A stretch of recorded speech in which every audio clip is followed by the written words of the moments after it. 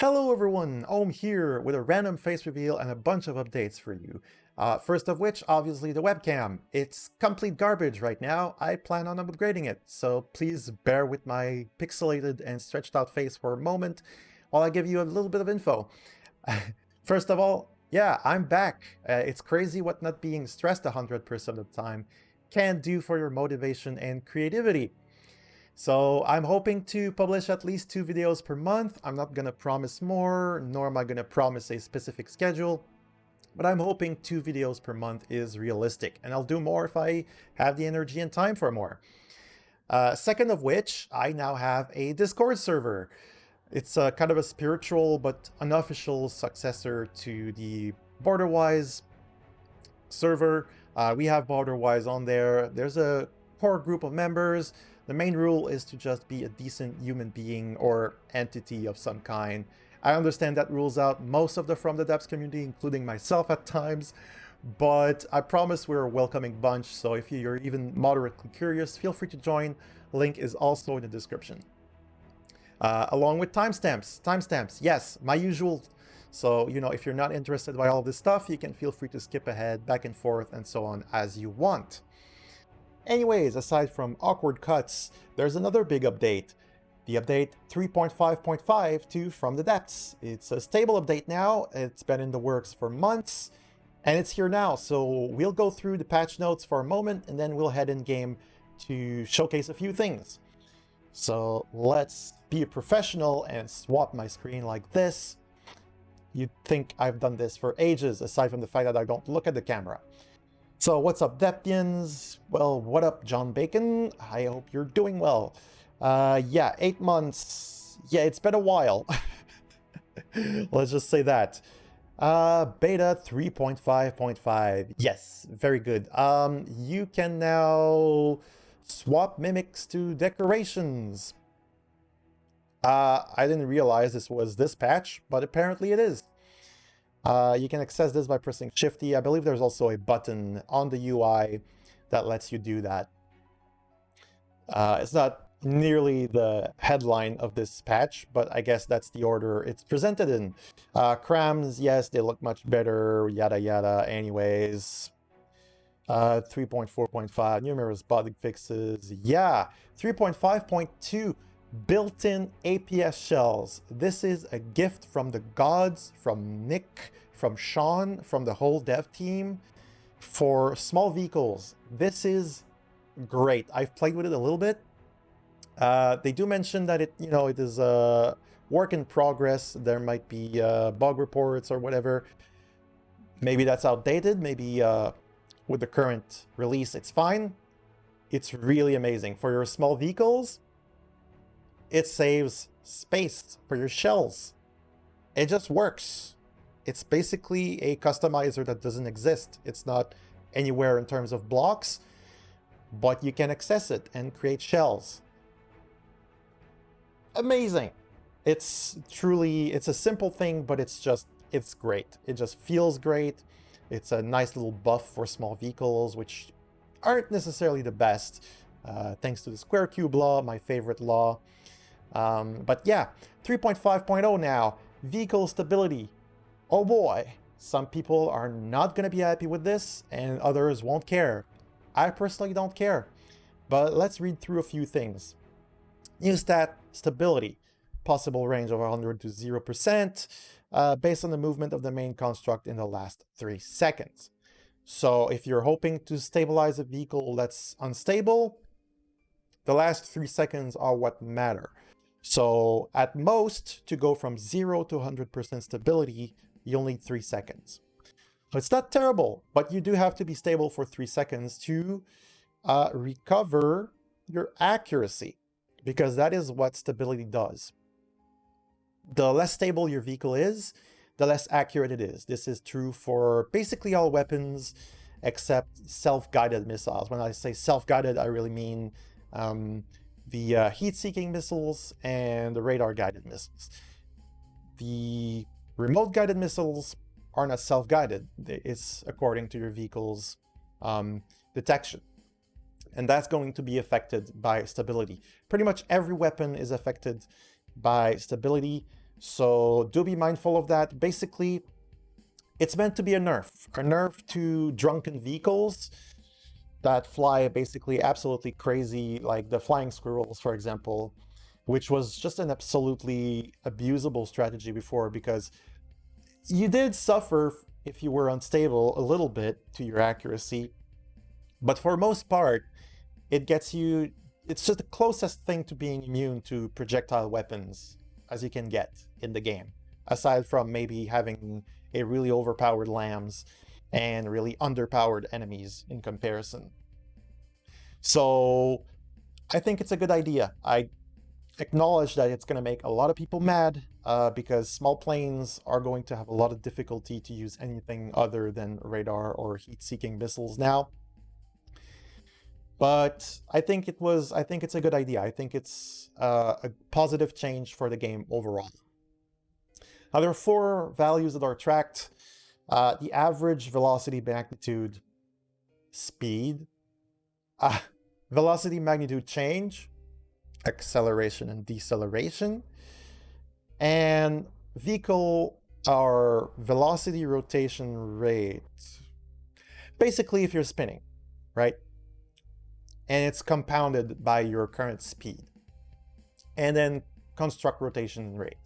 So if you're spinning around like crazy and doing it really fast, you're going to be really unstable and have a really big penalty, as you can see from the examples below.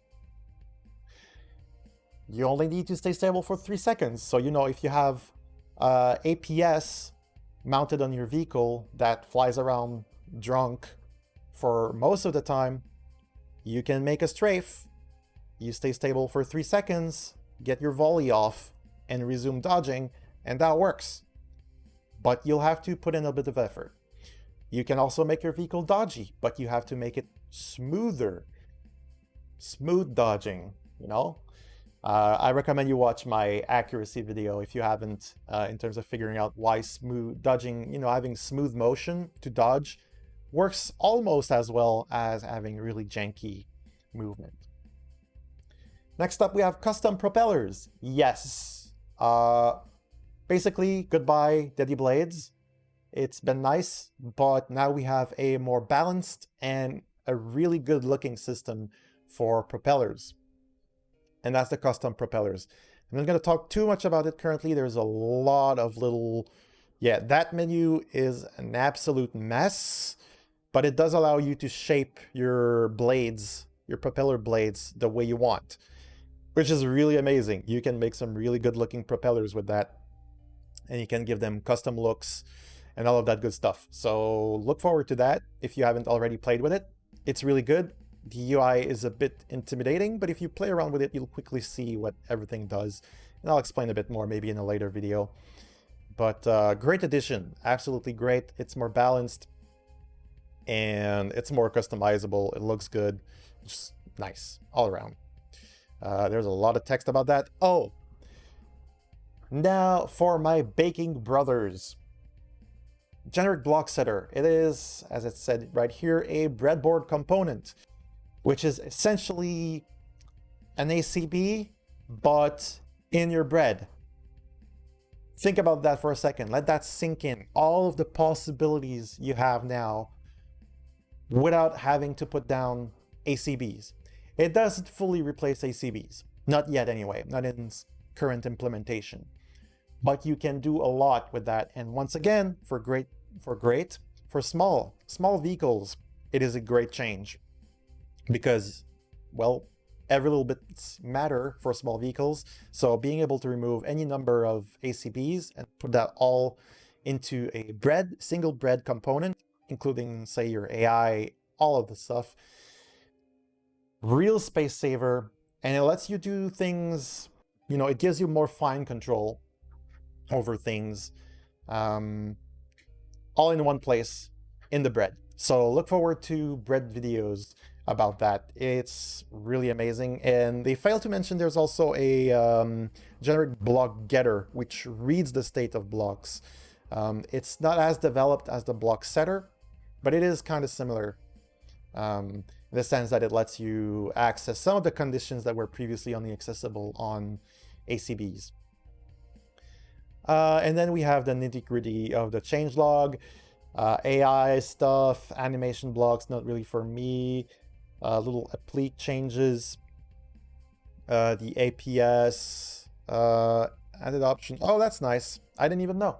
I haven't played the game very much in the past few months, so this is really helpful. This, yes, we've already discussed, the built-in ammo customizer. Auto balancing, yes, it's really good, but it's not necessarily... Anyway, it'll require some explanations, basically, to really get the most out of it. But basically, if your vehicle has a little bit of wobble to it, you can adjust or have your thrusters adjust, or propellers for that matter.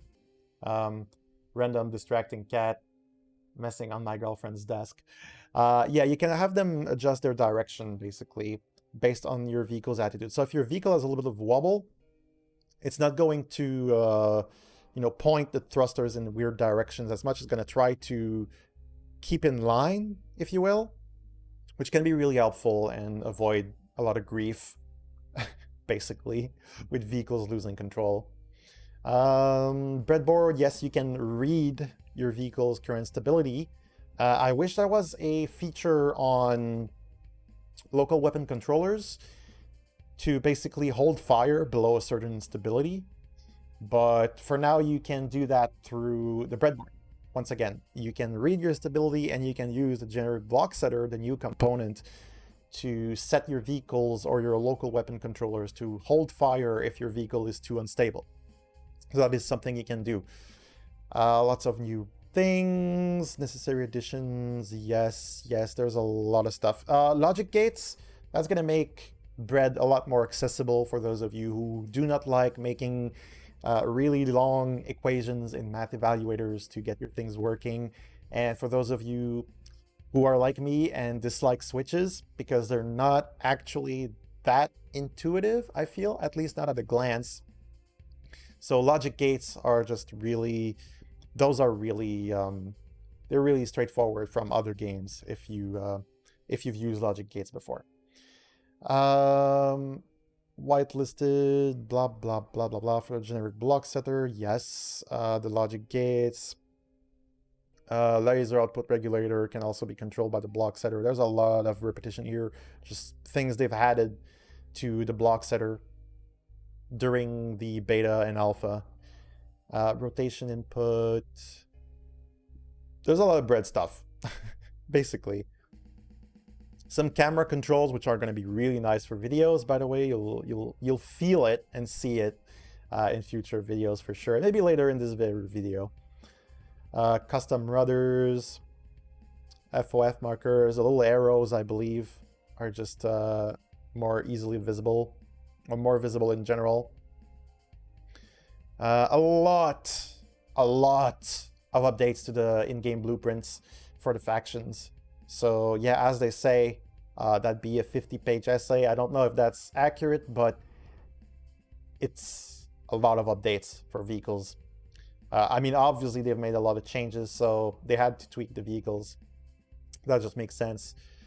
Oh, and I don't know if that was prior to these updates, but EMPs changed. And that's definitely going to be the topic of a video because EMP has changed a lot. And maybe not EMP itself, how it works, but the blocks, their stats according to EMP, they've changed a lot. So it changes how you're going to build if you're trying to mine EMP. And now there's just a lot of backlog. There's 8 months of stuff in there. I'm not going to keep reading every single thing. We'll just hop in game. All right, we're here in the designer with my hover tank, which I did not use in the campaign because it breaks my own honor rules in terms of speed. It's just something I built for fun. But that's perfect to showcase what stability does, right? I'm absolutely perfectly stable because I froze the vehicle. And if you look somewhere on that UI... Actually, is it missing? It might be missing. Yeah, there we go. If I unfreeze and freeze it again, you can see that there is an inaccuracy from instability, and then it goes down to 0, and eventually I presume it'll disappear because there's no instability right now. Or there shouldn't be. Anyway. But yeah, it's perfectly stable, so it's not taking a hit to its penalty. Now when I release it, it's definitely, yeah, it's gonna get started, it's gonna accelerate and such. Acceleration is gonna hurt and so on, and eventually you'll see it should stabilize a little bit. Now it's moving kind of haphazardly because it doesn't have a destination, so it keeps turning, which keeps hurting its stability. Now let's try spawning in something like, I don't know, a river home, a really old design. I think it's been updated. And yeah, this thing has detection issues just a little bit. There we go. It's aiming, it's turning like crazy to get its preferred angle on the enemy. Accelerating, still accelerating, accelerating. And eventually it will, well, stabilize. And you'll see, yeah, it's not too bad. For something going around at, what, 110 meters per second, it's moving up and down. If you look at the altitude, it is bobbing. See, in that right corner. And as you can see, I have plus 0.05 degrees of inaccuracy. So it's not crushing for something like this. Similarly, you can see here, yeah, munition warners. Right now it's at 100%. That might look like it's the default, but actually if you have perfect stability, you get a bonus of 10% to the range. So you would actually get 110% here. You can also witness the shell thing in action right here. If you wanted, you can create a new shell, go to edit, give it the number of parts you want, give it a name, which sounds really simple, but it's a lot easier to find your shells now with this than before. If you had something that used a lot of different shells, you know, it was it could be a little bit difficult to figure out which is which. Now that's fixed. You can just give them different names, and the rest is just the same, basically exactly the same as the regular shell customizer. So you do not get a shell ID, which is unfortunate. No pain, no gain, you know, but if you wanted to swap the shell using an ACB, you'll go here. Where is it? Weapons and defenses, ammo intakes, set ammo intakes, and then you'd put in the number from the ID, and that would change the shell that's loaded. Can't do that with the built-in shells because you don't get the ID. Maybe in the future, maybe it's just hidden and you can figure out which one it is through trial and error, or maybe there's a way actually. Maybe even opening the blueprint in a text editing software would actually show you the ID for the shell, and then you could just plug it in here and change the shell that's loaded in the gun. Currently you can't, but I think it's a small price to pay for being able to save space on your smaller builds. It might become possible in the future. I don't know if it's a limitation or just something they didn't think about. But yeah, there we go. So as you can see, it's a very fast hover tank, and it is quite stable. It's not perfectly stable, but it is quite stable given the range it is orbiting at, and the fact that it is moving always on more than one axis. It is going up and down, forward and turning. It's not really rolling, but you know, it's not exactly perfectly still like a ship would be. And it's probably going to be difficult to actually get much more stable than this, even on a ship, especially if that ship is kind of fast because of the waves, because of whatever roll. It might be difficult. But yeah, as showcased, you can have the shells built in. I do think I've updated this vehicle. It no longer has a customizer. Yeah, I did go through this vehicle. There's no longer a shell customizer. There's only the built-in shell. Really nice. Now let us move on to the other features. And now we're back on the familiar, absolutely terrible looking wooden platform, which I really ought to rebuild, but whatever, I can't be bothered at this time. And we're going to take a look at the propellers. The new propellers, not the ship propellers, although they can work for that, but the replacement for the Dedis blades. These things.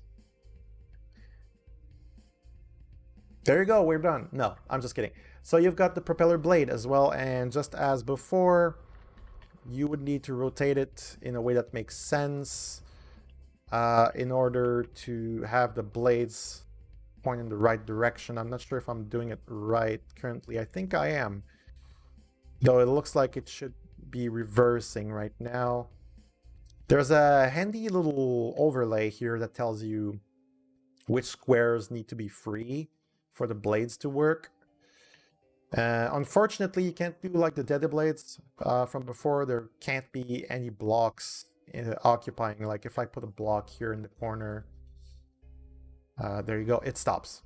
So that's unfortunate because it can make certain setups harder to, well, set up. And yeah, for aesthetics, it might be a bit more complicated.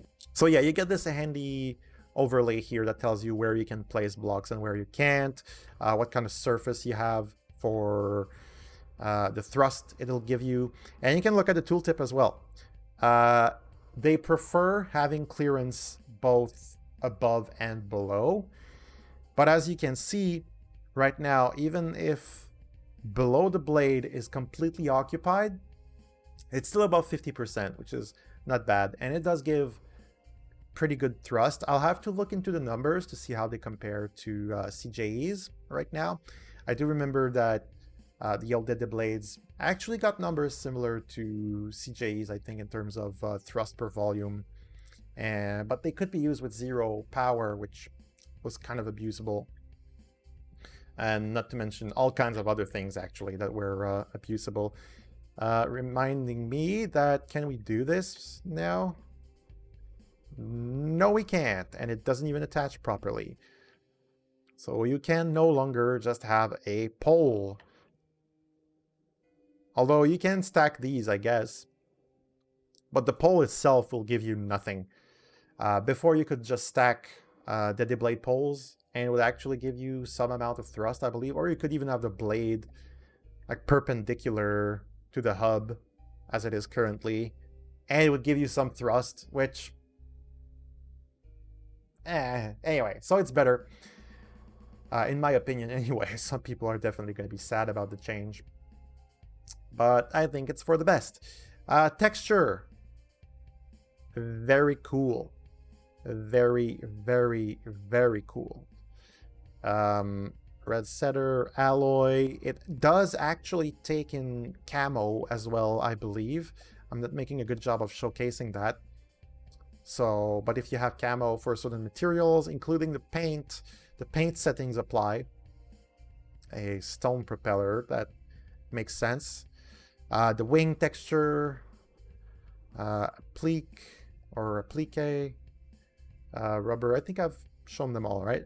Yeah. So as you expect, you can make the blades look longer than they should really be. Really nice. Rotation of the blade. That's, if you look at the tooltip, it's the angle of attack. So yeah, so you can flip them if you put them on backwards like they are right now, assuming I would be trying to go up. You can put them less steep. There you go. You'll see there's a bit of an angle, and the more I do this, there you go. Now it's 45 degrees, so it takes 45-degree bites out of the air. I don't know. Am I doing this, trying to look underneath? I don't know. I haven't paid attention. I feel like I have, but whatever. Perks of having a webcam. Blade width. So if you do this, they're going to be really thick. And if you do that, they're going to be really thin. The thickness, as in the height, if you will, of the blades. Now they look like inflated little balloons, or you can have them like that, or you can have them like this. Thickness for the different parts of the blade. So 0% down of the blade is basically right at the hub. So if I make them like this, oh my, 200%, yeah, maybe not. Let's do 100. Okay, that looks worse than expected. Front edge moved. Don't move the front edge. Okay, starting to look better. You can have different settings, so for example like this, and you can then make them perfectly straight. Shaping is how wing shaped they are. So if I put the shaping 100% on a couple of those, you'll see they'll have this kind of wing shape. It's kind of hard to tell at this scale. Maybe with more blade rotation, you'd see it better. It's a little hard to tell, but yeah, you can really tweak the shape. So if you make... so you've got a few things. You can completely remove blades. And then if you do that, I believe you can... Yeah, that is how you would achieve, for example, 3 blades at regular intervals. Even though you've got 4 blades, really. So a lot of customization here. Just better balance in general. It minds being encased inside your vehicle. Can't do that anymore. Can't have just the sticks or anything like that. But they provide a lot of thrust. They provide incredible amount of thrust. In fact, if we load the Shala, which was my starter vehicle for the campaign, let us place it in a place that makes sense. I've also updated it, and as you can see, with this much blade, despite the fact that this is mostly a hunk of metal with a bit of heavy armor and such, it hardly needs to spin to stay up. So they're quite powerful, and in fact I think the individual pieces are also decently, yeah, they're not going to break as easily either. But you can't abuse them anymore, or at least not nearly as much as you could before. And you can't quite place them in the same ways, so something like this is a bit more awkward now. I did use decorations here, because otherwise the hub kind of, it's bigger than a single block, so it would look awkward. But yeah, and then the block setter. Oh my, the block setter. Do I have an example here set up? I don't think I do. I do, actually. This is a block setter, and you can control the pitch angle on, for example, this thing. So if I tell it to go forward, oh, it tilted forward. And if I tell it to go backward, oh, it tilted backward. And this is done 100% without ACBs, thanks to the block setter. So if we take a look, all I did here was check the forward input. If it's greater than the 90%, it's angled 5 degrees forward. If it's less than, or if it's lower than minus 90%, it's -5. And if it's in between that, it's going to be 0. You could do something like stability here. You could put a math evaluator or something. That is not a math evaluator. That is an accumulator. Math evaluator. A generic block setter. You could pick a local weapons controller, and this here is the name of the weapons controller. If you've watched my ACB tutorial, you know what this means. Really quickly, I'll show you where do I have a local weapons controller. I believe here somewhere. No? Anyway, it doesn't matter. You can just press Shift N. It'll name the block. So if I named the local weapons controller for this thing something specific, like, I don't know, large missile, I could go here. I have my stability. I would have an equation here to check for a certain amount of stability. And then local weapons controller, I'd say large missile, like this. And that would control only one local weapon controller. And then you go down here and maximum rate of fire. And then with my equation, I could say, well, if I'm above 95%, send a signal here, which is a number between 0 and 40. So I could say 40 to just not care. It's maximum rate of fire if my stability is above 95%. And thus, my weapons would fire. But then I could say 0 if my stability is under 95%. And that would cause my weapons to hold fire if I'm not stable enough. So, you know, stability, bad news for certain vehicles, but it's certainly, you can work around it, basically. And I think that's going to be it for today. Feel free to leave comments, suggestions, questions, anything pertaining to the webcam, to the videos you would like to see, to maybe different games. I am planning also on launching a secondary channel at some point in the future. I've been working on a video really slowly. I'm going to be analyzing basically anime, TV series, that type of stuff. But you can find out more about that on the Discord if you wish. Once again, link in the description below, timestamps below, all of that good stuff. Thank you for watching, and as usual, take care and bye-bye.